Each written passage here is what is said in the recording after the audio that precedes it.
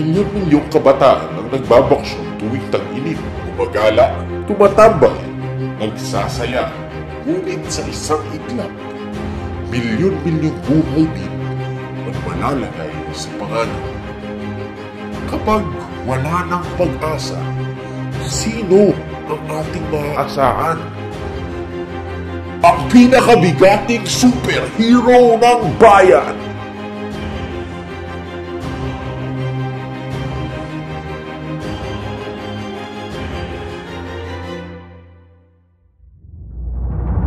Sa pinakamalaking beef camp sa Pilipinas! Malapit na! Sa MOJ News.